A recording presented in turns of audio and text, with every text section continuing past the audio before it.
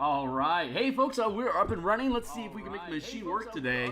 We were having some technical difficulties today, I think because the OBS wasn't updated, but and Windows was doing funky stuff. So I think everything's updated. I should be good to go. So, hey, my name is Phil Kearney. I create role-playing games. I illustrate them. I publish them online, and we are focusing our attention on a new adventure that we are creating for Dungeons and Dragons 5th Edition, the Eberron setting called Crystals of Mabar. It is for, I guess, like 3 to 5 characters, level 7 or 8. And we are working on the third act right now. I can hear myself, so that sounds good. Let's stop doing that. There we go. Cool. Let me adjust my screen here and just do some self-promo here real quick. I just posted that I am live on the X Twitter platform. I am at Phil Kearney. If you want to follow me there, be welcome. Huge shout out to the Ravnica, or the sorry, Eberron community, and fun place to be. Check it out as you please, and like, subscribe, hit the bell icon to get notifications when we're live in the future to get more stuff. I stream currently 6 days a week soon, and I'll be playtesting on Saturday starting this weekend for the martial power system that I develop at lunchtime on Mondays, Tuesdays, and Fridays at lunchtime. We do Eberron art like this in the mornings, Monday through Friday, and then on stream in the evening on Mondays and Thursdays. We develop more Spelljammer, combat and exploration assets, ideas, adventures, and encounters. So we got a lot going on here. We made this book cover around episode 40, so you can see the entire playlist here. You can stay current by following me on Twitter. We talked about Musings Playtest and Easy Looks at my Patreon. It's $1 to be on board there. Gets you voting access, early access to stuff, seats at playtesting if you're interested. And I update on the About page, my Discord channel, weekly. So there should be a live link there for you now. If there isn't, let me know. Let's see, let's get to work. So we're going to peel this book cover aside, and we were having some technical issues when I was attempting water yesterday. We were flooding the fort. This is a tunnel, an underground tunnel that leads from a fortress on the surface, and then it has a gentle inclines, probably like this. There, like this, to eventually lead yourself down underground. There is a bunker door that sits here that would normally block all the water, but during the course of the adventure, we'll put stairs in here, and we're going to put stairs in here that lead up to this gatehouse. And there's a mechanism here that's disabled, but if the team can fix it, they could get the bunker door to open, which would then flood the chamber with water. So we are in the process of flooding the chamber with water. And here we go. With God's blessing, we'll be able to not have any technical glitches and lose shit. Because I lost mine yesterday when the whole thing glitched out and disappeared on me. Luckily, we didn't lose too much because I was saving infrequently. But I lost maybe 15 minutes of work, and I was already close to end of stream, so we just went ahead and cut it so I could rage punch the wall for a little bit and and then fix it. And I, God's bless, I did. So we'll find out. We'll find out if I did enough to make it work right or not. It certainly seems fluid right now, so I'm guessing when OBS wants to update, it starts to break my Adobe.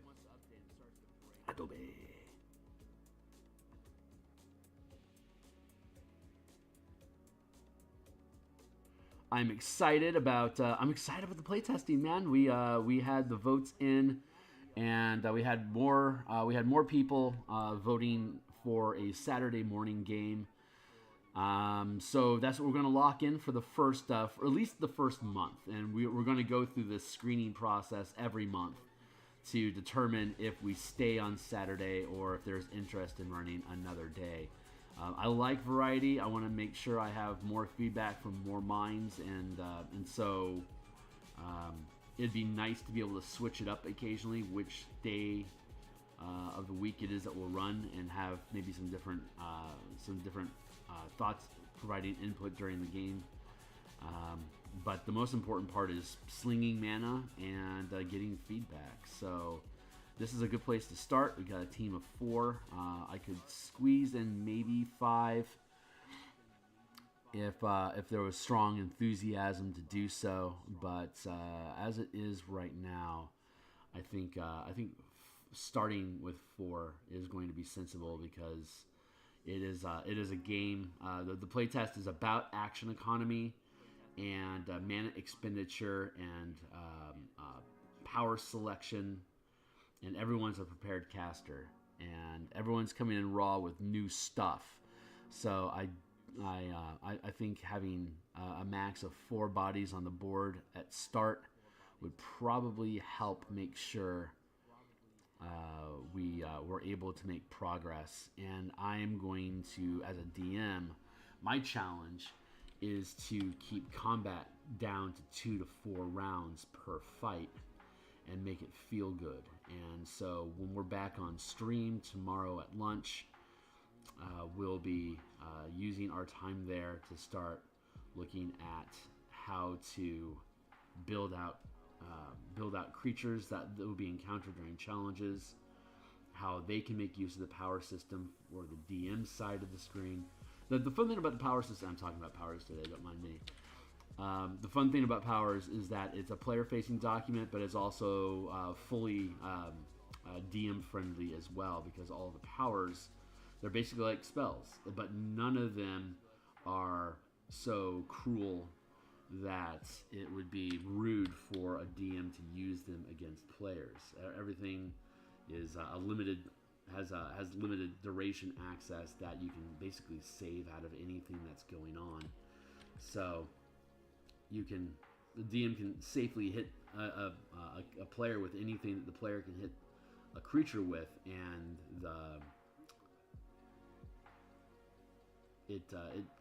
it'll be fair. That's the word that we're using. It'll be fair.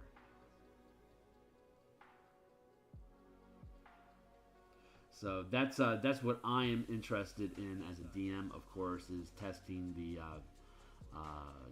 West March style Rubble Belt hex crawl system that we've been developing over the past few months here on stream.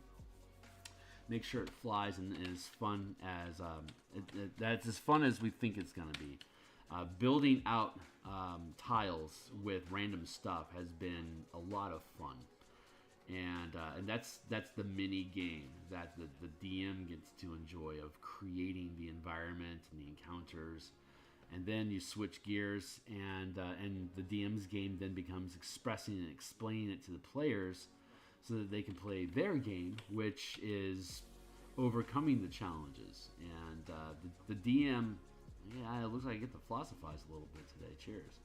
So the DM, the real job of the DM is to build things that the players are supposed to break.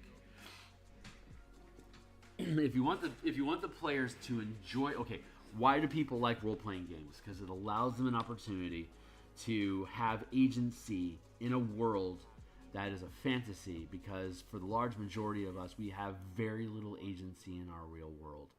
Now, we are subjected to forces and decisions that are far beyond our capacity to actually have any kind of a difference in making.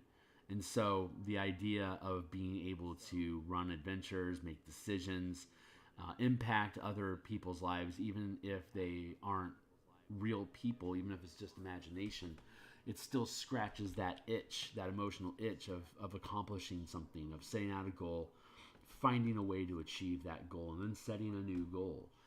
On top of that, it's a team building exercise. So you get to have a role of leadership, support, and being an important member tactically, and in planning, be a member of that team so that your opinion matters, and the more engaged people are with that decision making, with having choices that are relevant and matter to them, having the opportunity to portray the decisions that you're making in whatever catharsis you need. The players that I'll say this: all of my best friends in my real life, I gained at the game table. All my friends are gamers, And I think a lot of, I think I talked about this before, but it's worth saying again. People will tell you, will show you who they are and what they believe at the table. And although I can, like, say, go out and get drunk and talk shit and go to the theater and go to parties and hang out and have a great time with selfish people. Selfish people by nature are not somebody that I would trust or depend on unless I clearly understand that my best interests are also in their best interests.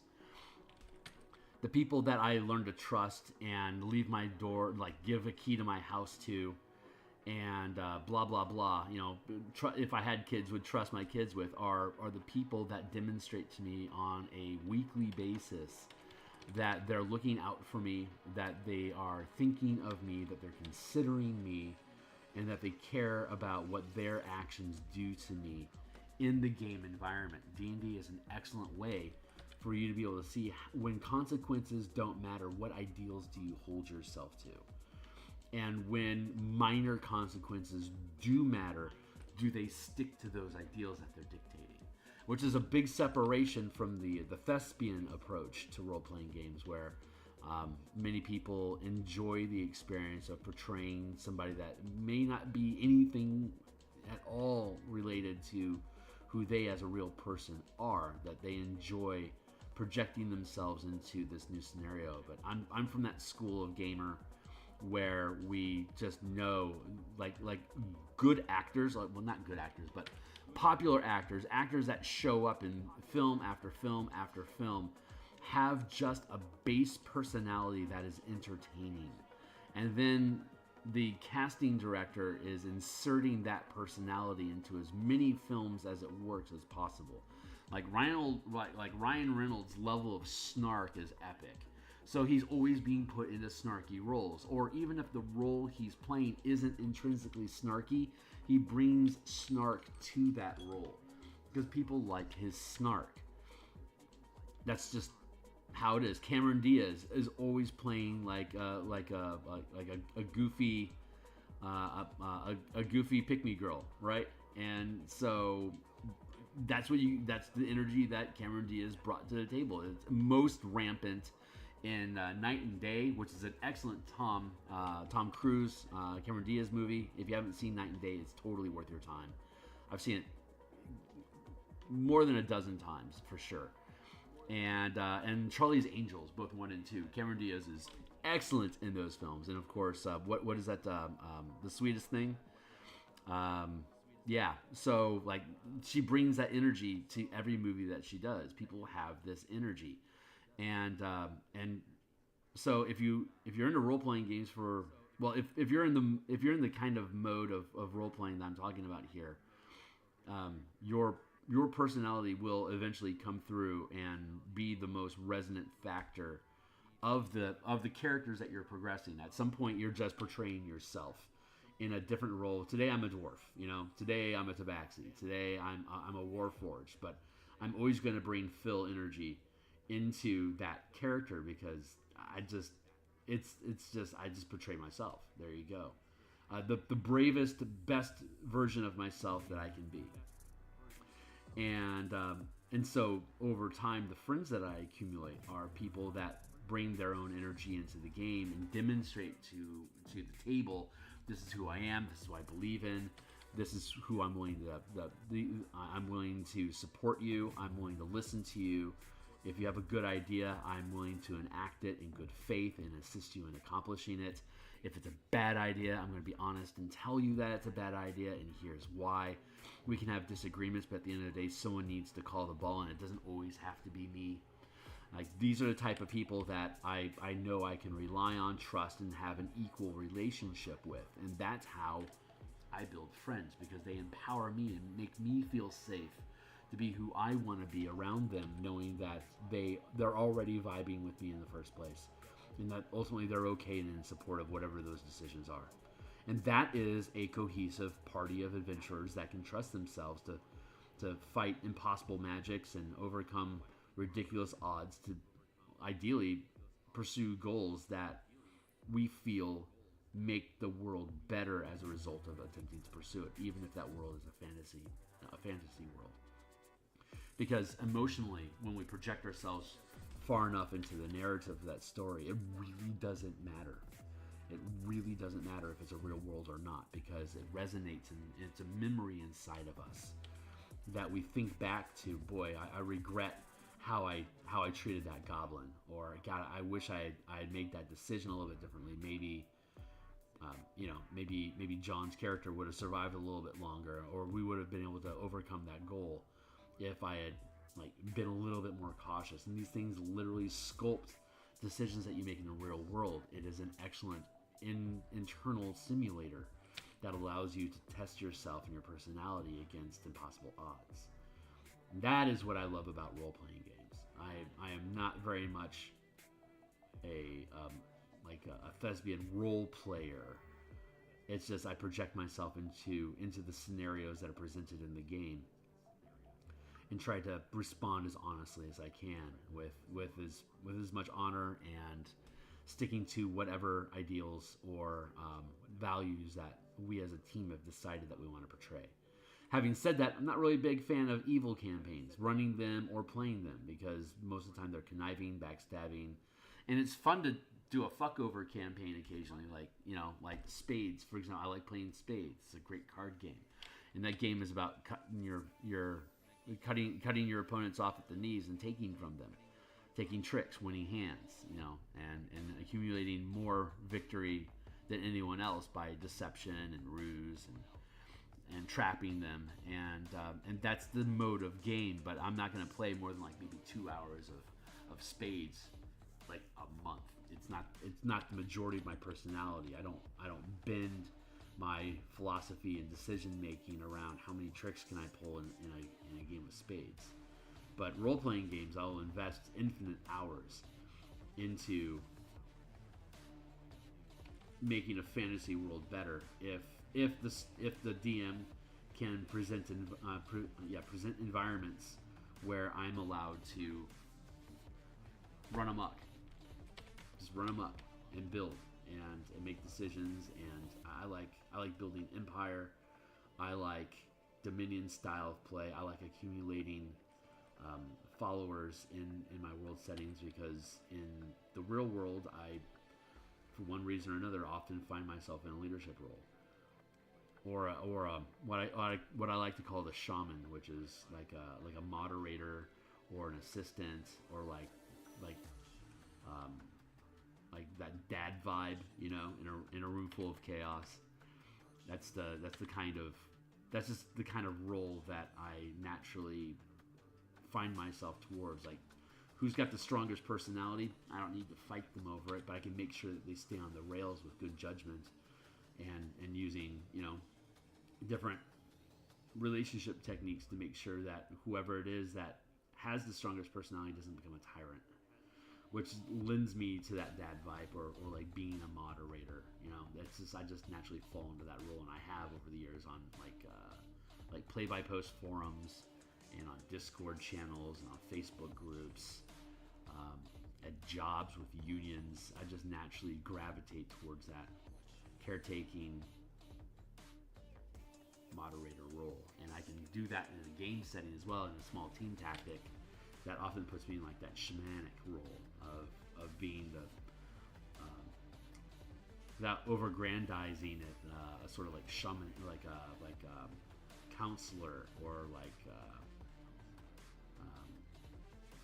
what's the word? Like a priest, cleric, druid sort of role, in one means or another. But I quickly found myself behind the DM screen, because I could project that role to the entire group as an authority figure that has a more passive role, in that I'm not making decisions for the team, and I can keep everyone that's playing on a moral track of where we decided to be, and hold everyone accountable as an arbiter of the game. Plus, I'm a pretty creative type. I'm an artist, so I'm a creative type. I'm a performer, and I'm a creator. So the DM role for me is a higher calling than being a playing that counselor role in a team. Though when I do get to play games, and rarely I do, it's still that I still gravitate to that support role character, whether it's providing additional firepower or tactical strategy, or just accumulating and distributing resources depending on what kind of game it is. That's where I naturally lend myself to, and that's what people can learn to rely on, that I'm going to be making tactical, strategic decisions that try to keep everyone safe and give everyone else the maximum advantage that I can help them gain. That's kind of my personality, which is like why I create game systems so much. I want to empower you to be able to have more options, create like the power system I've been talking about. That whole system is about being able to rebuild your own action economy through martial characters to be on even footing with the quadratic full casters, to be able to empower your character to stand toe to toe, have almost the same level of utility as full casters do, but where they're losing out on some of the utility, they're gaining back because they have so much more action economy than casters do during a round of combat, that they can then leverage that action economy to do more things through utility or damage or defense or protection or whatever it is that whatever kind of role it is that your character wants to play, which is also where like the color mana system comes from, where it allows you to better express your characters with literal color as the narrative theme that you're wrapping your characters inside of. So, and I love how this swirl is looking. That is just, love it. Absolutely love this. This is turning out freaking fantastic. So I'm on a hard ramble mode this morning, and that's fantastic because that's this is the kind of mentality I get to be in when I'm basically free drawing.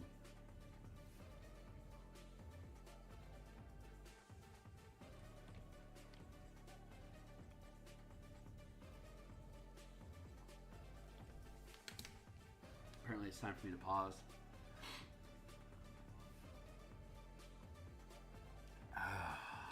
Man, feels good to be a gangster.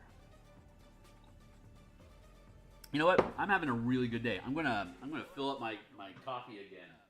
Slam some more of that black Java down. I like drinking my coffee black, but I'm also a really big fan of like caramel and chocolate. I like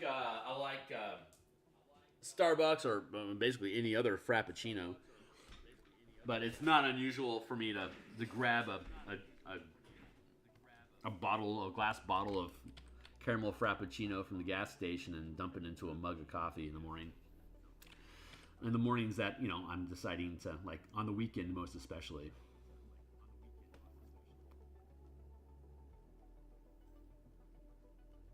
I am absolutely loving that Trader Joe grocery store is moved so close to where I live. Because my need to go to a restaurant to get variety in food has drastically reduced. And I can just kick over and like cook something. It's just pick up some quick ingredients and let's just make something. That's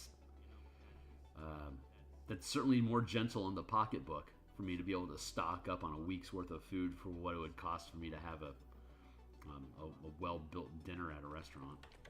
I mean, like at a higher-end restaurant. I'm a tourist, man. We like few items, but have them be high quality as well as experiences. Willing to invest in experiences over like quantity. Like I don't pack rat at all. I'm very Spartan. I have very few things, few needs, a few different changes of clothing, a strong computer, a good art board, a nice bed where I can stay warm, and a fireplace. It's like basically all Phil needs to feel fulfilled in his home.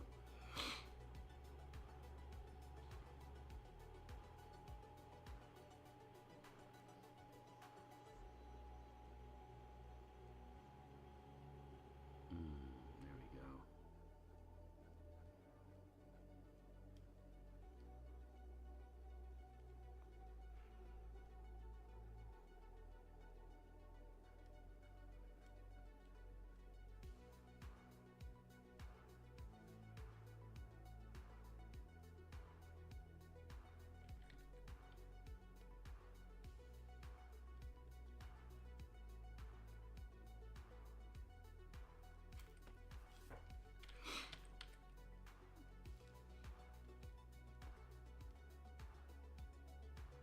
I love the 60s lava lamp style.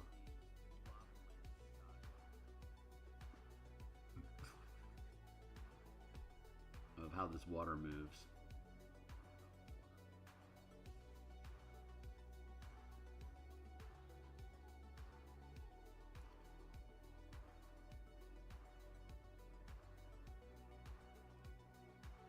There we go. Just like that.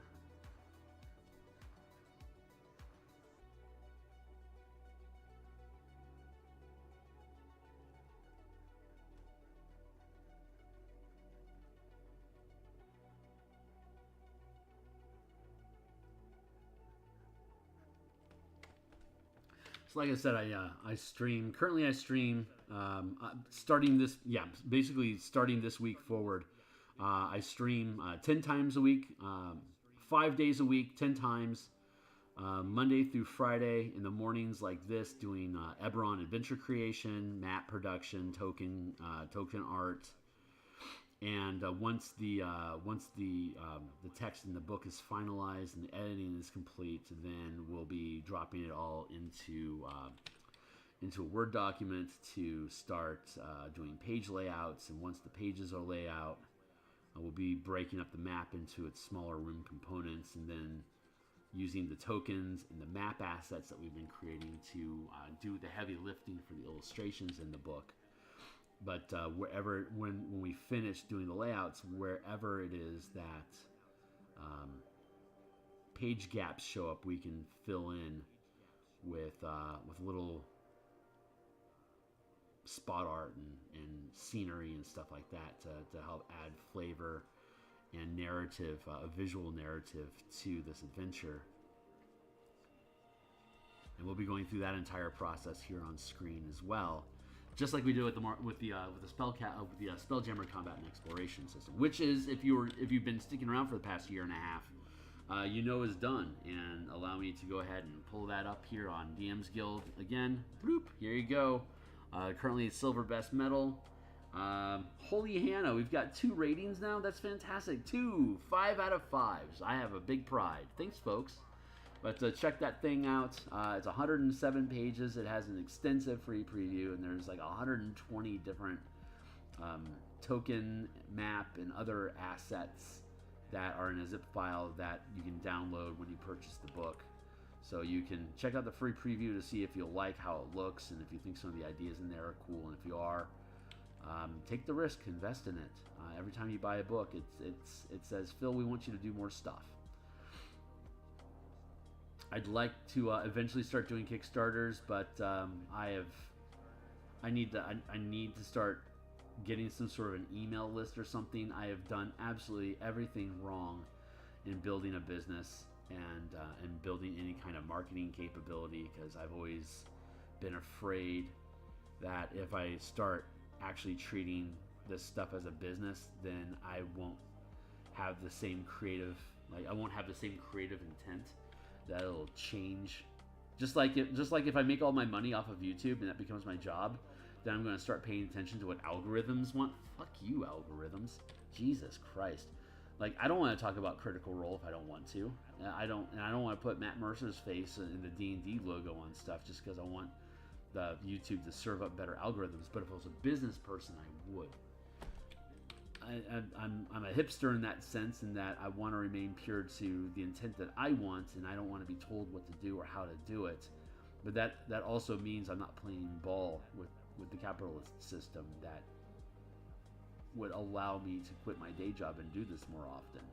So I'm kind of caught in a bind where I don't know, where I loathe the idea of adopting those ideas, but I also recognize that, like, if I'm ever going to get out of the rat race and have any kind of opportunity to retire with any kind of security or hope, that game design and art is probably my best shot, which is sad because I don't want to monetize it. So, I mean, I like monetizing it because it tells me that it's how I can keep score.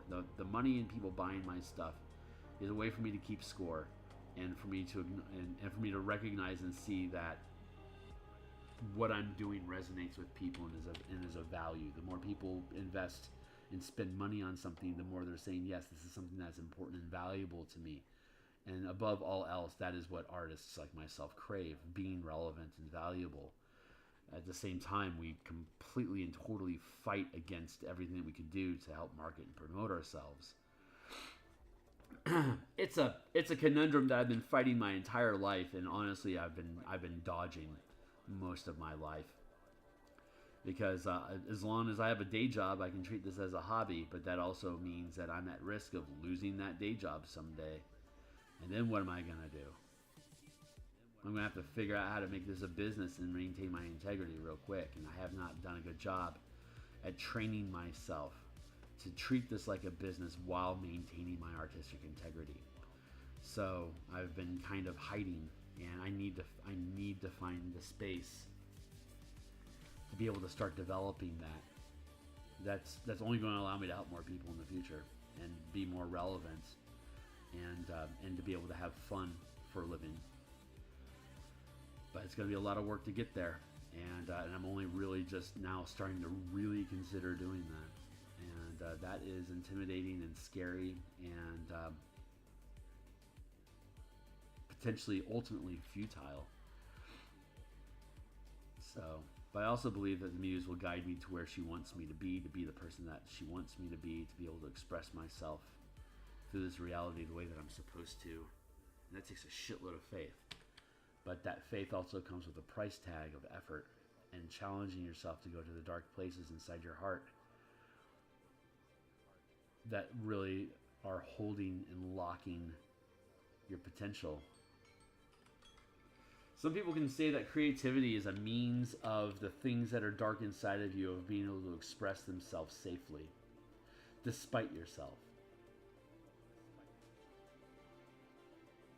And if that's true, that means that that darkness is held inside someplace. And I think a lot of artists are afraid, including myself, that if they open that door, that whatever that creative energy that exists inside of there will escape, and you'll lose it. And like as though my muse is bound to my heart, and that she's actually would rather be free and escape me, and that terrifies me. Like, what if my creative energy dissipates as I delve into this space of terror that I hold inside of myself that I'm afraid to go visit? But as Muad'Dib would say, the sleeper must awaken. And it's better that it awakens while I'm still alive, so that I can enjoy whatever gifts, blessings, and discoveries are associated with it.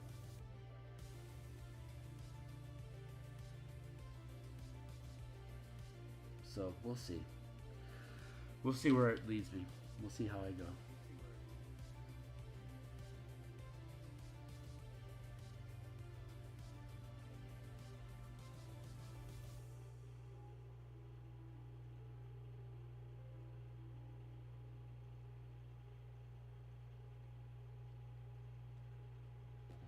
Oh, God, I love how this sits.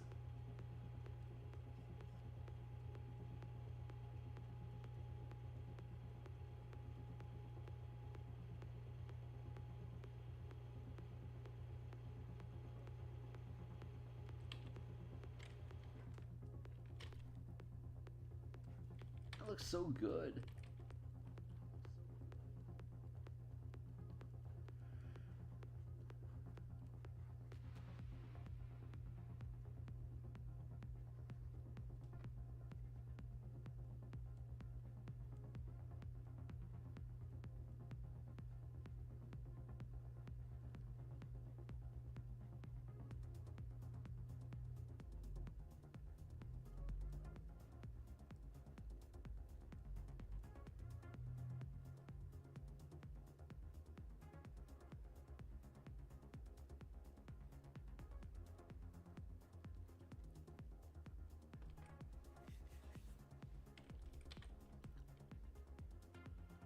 Curve that and blend it in.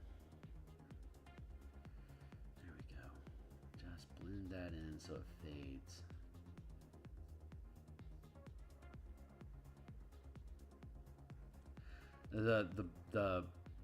The blend of gradients and hard edges creates like an overlapping effect, where the gradient is diving under, where the hard line is sliding over, and I really enjoy that.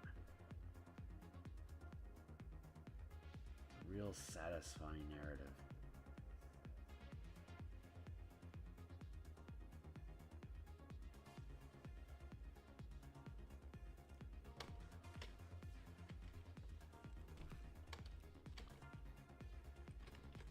Let's do like that and like that.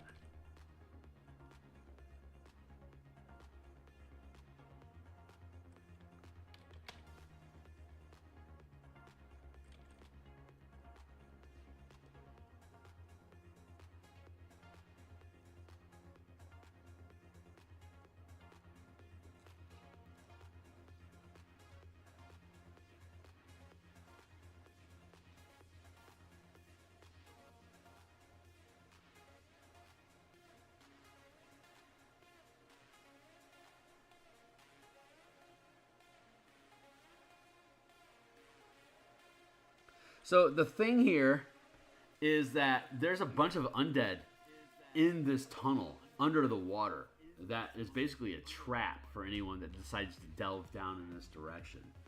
And when you pop open that bunker door and all this water floods in, all the undead flood in with it. So if your team hasn't dealt with the tunnel, there's a lot of ways to get into this dungeon, and this tunnel is just one of them.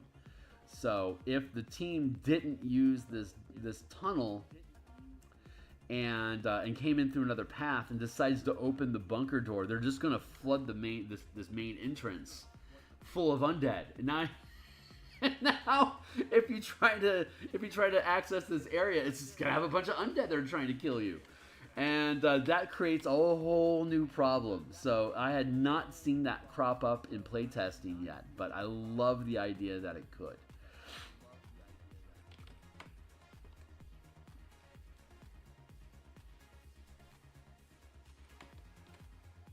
I ran, I think, 5 different games of this with different teams, and I had 2 different DMs also running it.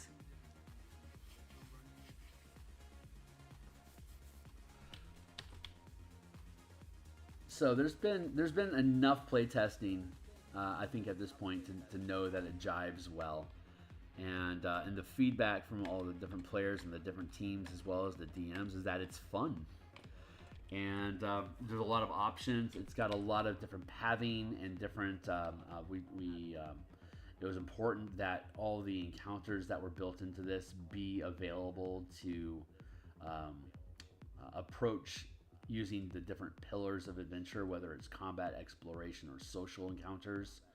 That you could literally run the game in only one pillar.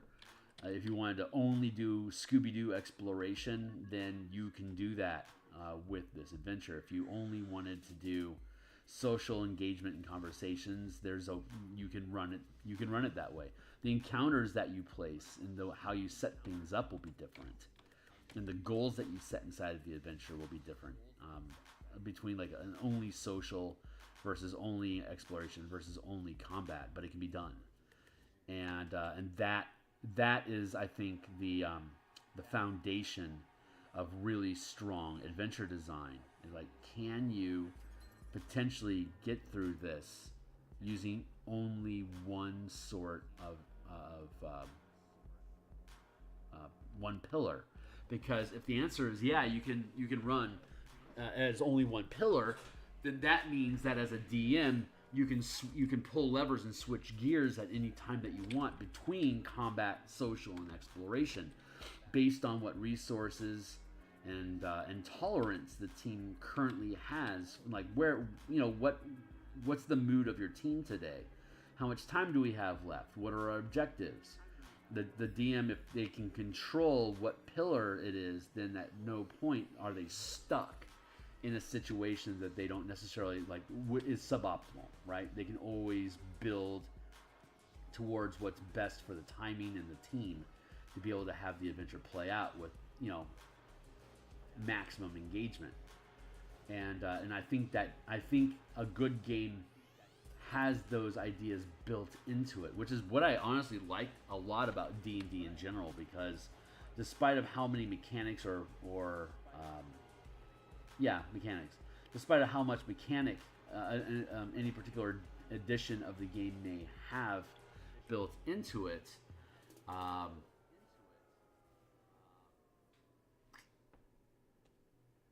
what words am I attempting to use?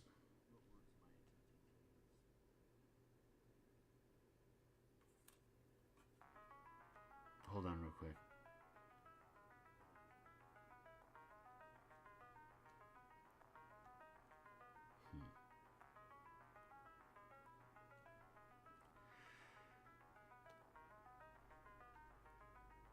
So it's kind of a hot mess. I'm gonna have to come back and visit it.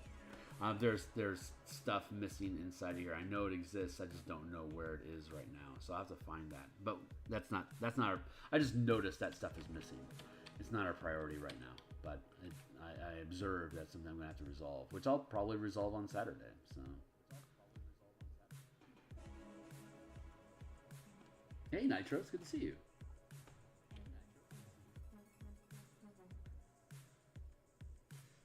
You're already underground.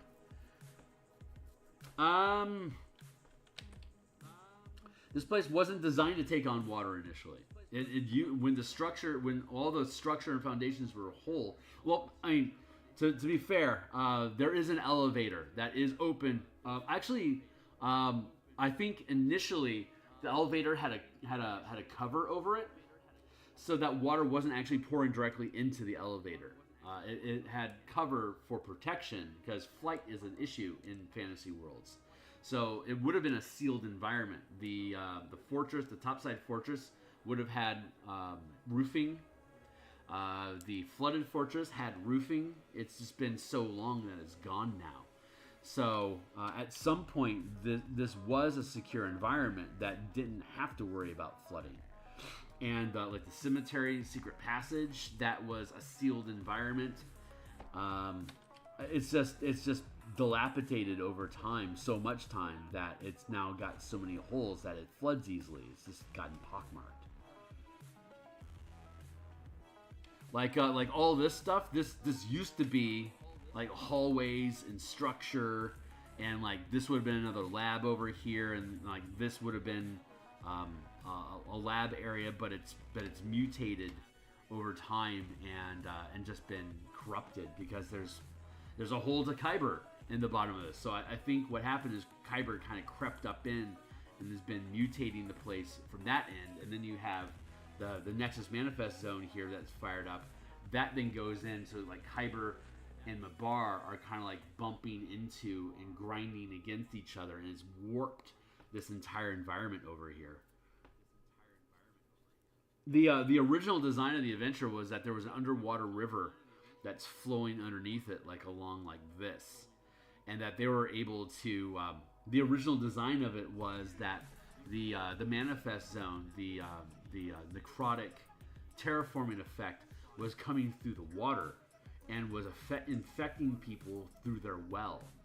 That it was tainting their water, and so it was destroying the water table underneath it. And that the larger threat was that all of the entire forest would eventually get rotted out underneath from the roots up, because the water table was being corrupted. And that may still be the case, but that's not the theme of the adventure anymore. But that was the original idea, that they could get rid of wastewater. They could get rid of waste by dumping it into the underwater river that would just take it away, and they don't have to worry about it. Which is why there's that sinkhole stuffed with a black pudding and flooded this area. And so that's the idea behind this. This is where the faults were in the wall, so that's where the water's seeping through, and it just expands over time.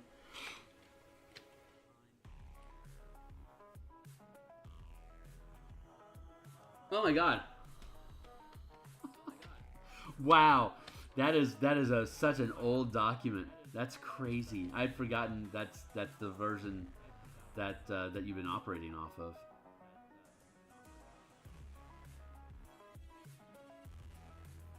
There's a lot of merit to that. I like that, but the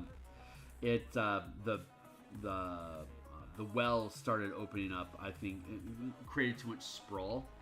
Like if I were to, after this publishes, if I were to revisit it, then a very natural expansion of this would be delving into the Kyber, into making it basically an Underdark access point that the team would basically take ownership of this place and then start securing the Underdark environment underneath it, which could in a more fluid setting that could open up access to like Princes of the Apocalypse, for example, starting at 9th level.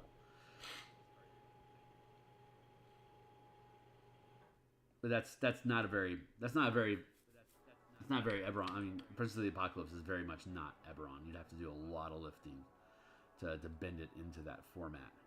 But if this was taken out of Eberron specifically, just dropped into wherever, I mean, Karnath is just a convenient narrative to wrap it in, and I just like Eberron, so it was a natural.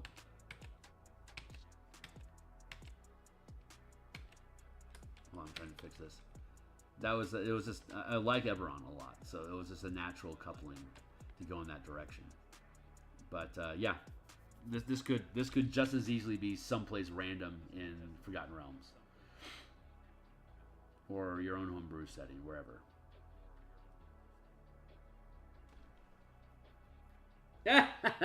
Fluid setting.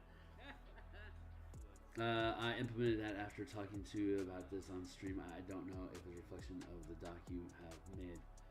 I still have that as implemented. What? I've been rambling a lot. I don't know what we're talking about anymore. Oh, the Underdark aspect.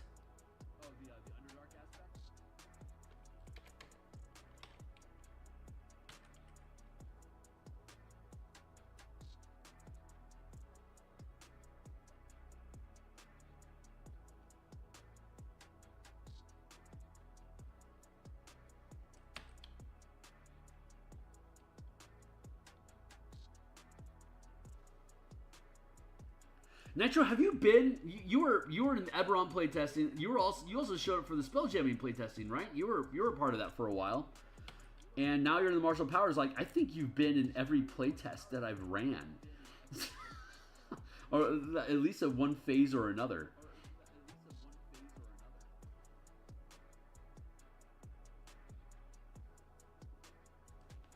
But the and the, okay, got it right. Oh, right on. That's awesome. That I could very well. Yeah, it's still a really interesting path to follow. So it's just yeah, just to prevent too much sprawl, we nicked it. So, but it's still something I think about. I like the idea of fucking up a water table as like an ecological threat. It's just like a level of realism that just kind of vibes. I like it.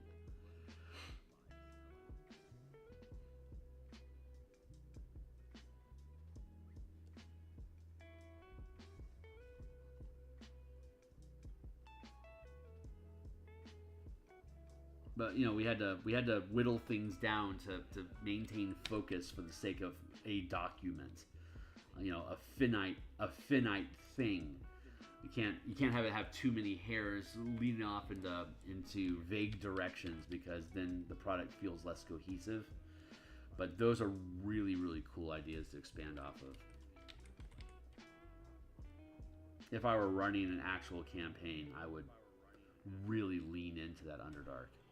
But again, like I say, I love Dominion gameplay, and this sets up Dominion in it's such a great location to be able to set up that Fortress Command sort of style.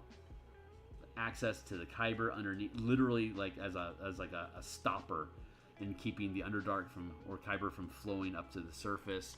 Plus the expanse of the southeast, Karnath bleeding into Talenta, which has just been unmitigated, unregulated territory, and the halfling population has gotten accustomed to hunting in the southern reaches of Karnath.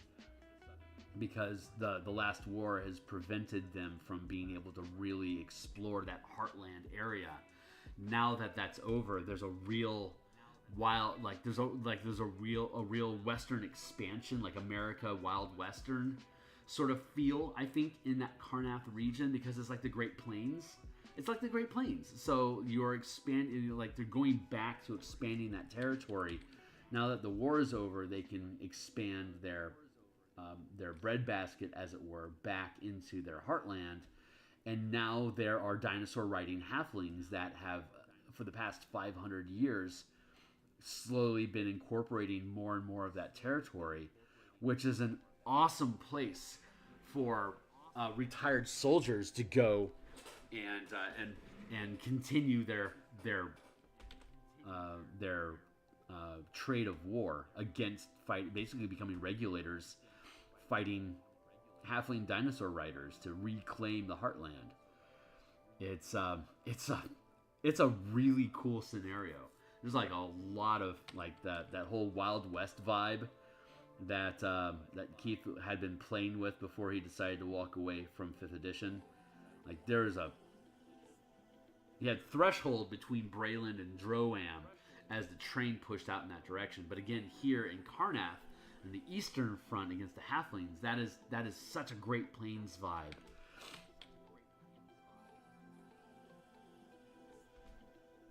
Yeah, right on, man. Pushing the pixels, man. Thanks for being here, and thanks for being part of the playtest that's coming up. I'm glad to have you back on the team. Legit happy to have you. So thanks for being involved.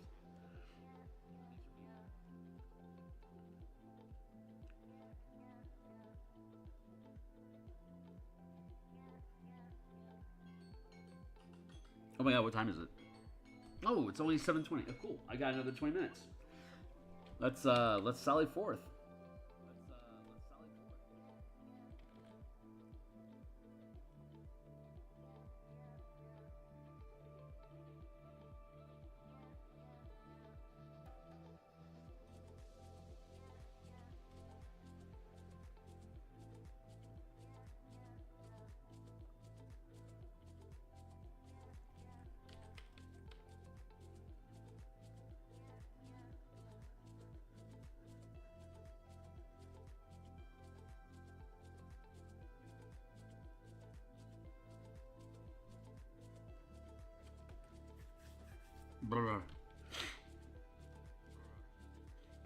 Face check. Let's have some more coffee.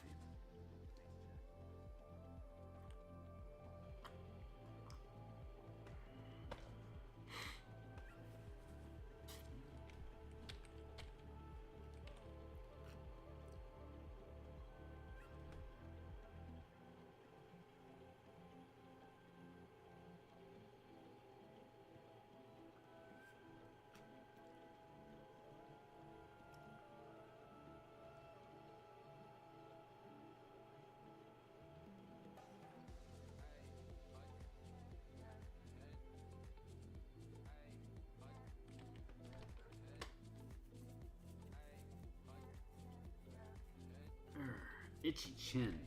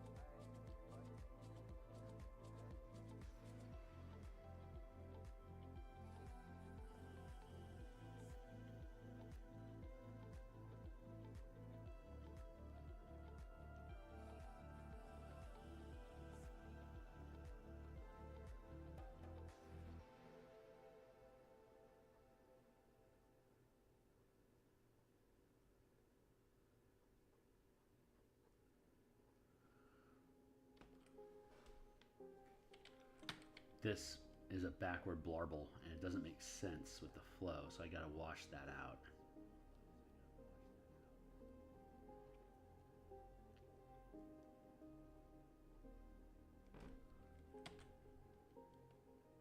This one makes sense, though, because the curve of this is obviously pushing this mass down. So it's going to have backflow as this lower mass starts to curve around like that. This will naturally curve this way to accommodate that push. So there's some logic there. It just has to have a smatter. It just has to vibe just a little bit to be able to work.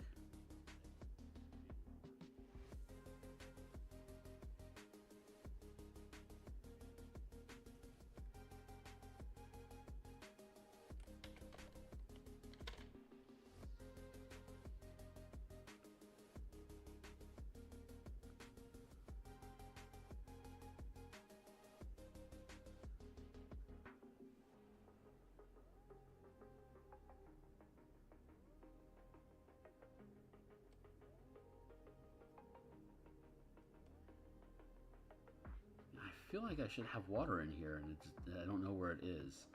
I don't know if I lost or somehow deleted the layer. I'll have to go back to a previous version of the map. I saved various versions of the map. I'd say probably a third of my hard drive is redundant old files that I haven't purged. I need to start incorporating an annual purge to get rid of like samples and test documents and redundant backups, and there's just so much, just glut. And I will say though, despite my statement about not being a pack rat, I would absolutely say my computer is full of pack ratage, where I've been afraid or reluctant to let things go when I don't need to, because my CPU has the capacity to hold so much, but a lot of it is just redundant glut.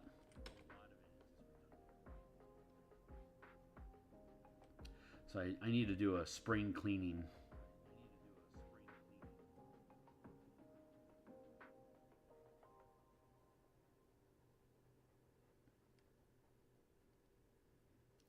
This seepage here will eventually break free into the actual dungeon facility, into the living quarters area of this in, you know, another 200, 300 years. Another 200 years, this will all break through like this, and then undead could potentially spill through and make no place safe in this place. But if the heroes take control of the facility and treat it well, that will not happen, and they can start reinforcing and rebuilding. And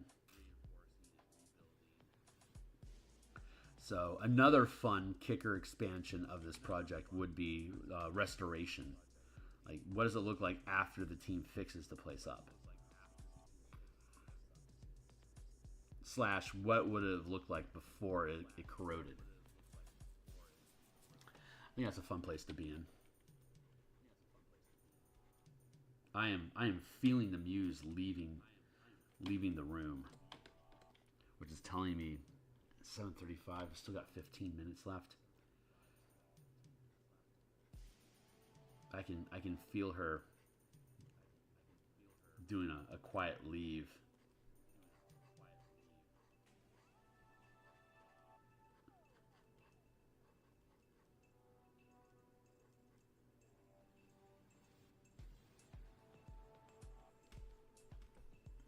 Just the energy inside me changes sometimes. I can feel the presence shifting.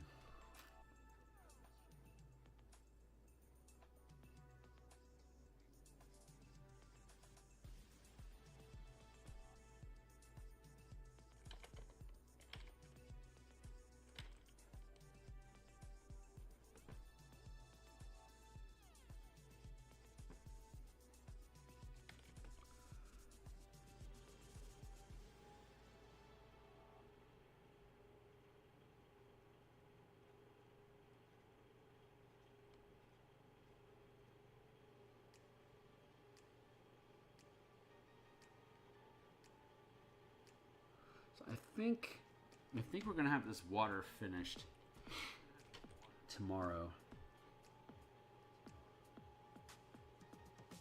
and so I think that means I'll have on Monday we'll be able to do more tokens. NPCs, creatures inside here.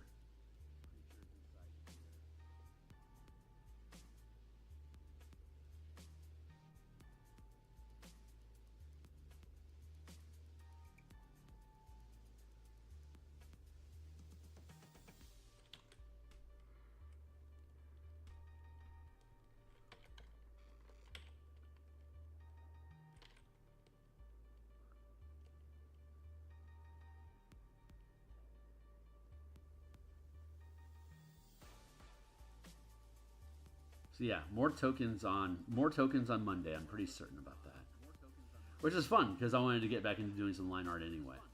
And I think we have like 7 or 8 characters that we need to build out. NPCs, important important NPCs, and so yeah, that'll be a nice shift of gears for a week or so, probably 3 weeks. And then we'll get back into mapping, doing the optional encounter map vignettes inside the manifest zone and the forest.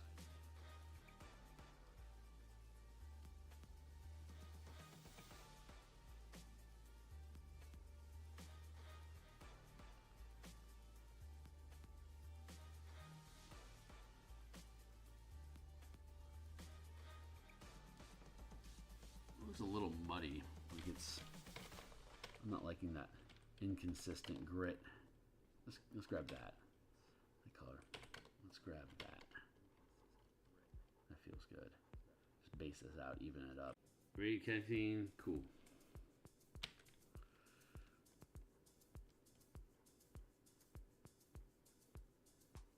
Are we still up and running? Yeah, okay.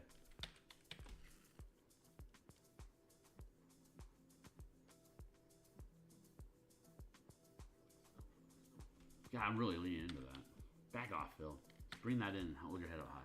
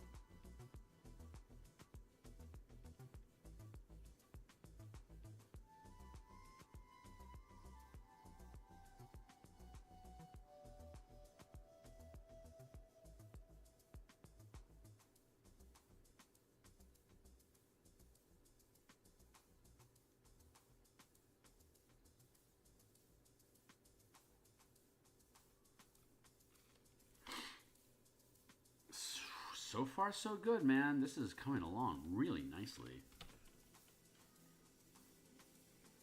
Really making some solid progress.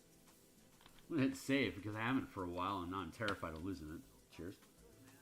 And it looks like the updates and the restart stabilized Photoshop with blurb. Streaming, the OBS platform.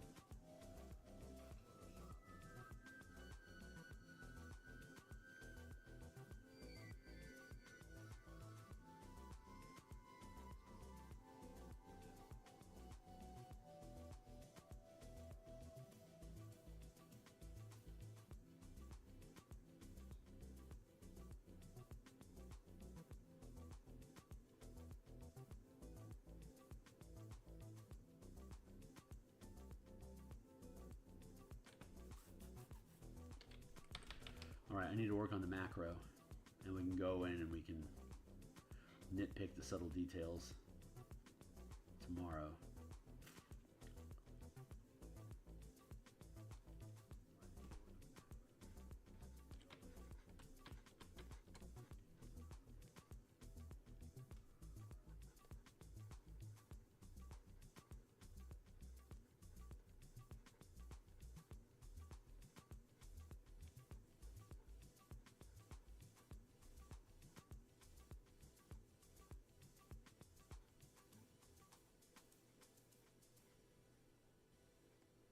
Too high. It's too high of a. It's too strong of a smudge brush is what I'm using there.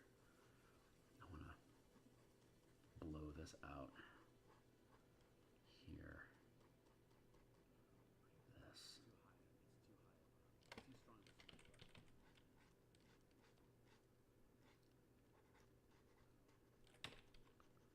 Start fading this stuff in.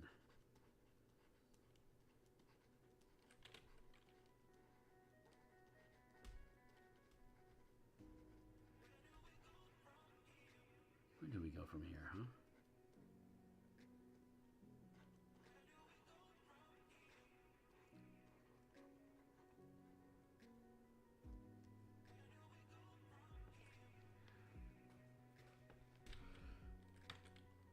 Yeah, I like how that's fading out. That feels good. Let's keep doing that. Like that. Oh, God, that feels so good.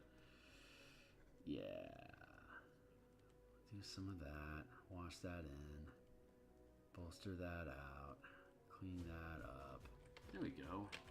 Not bad. All right, so I am budgeting myself tomorrow to finish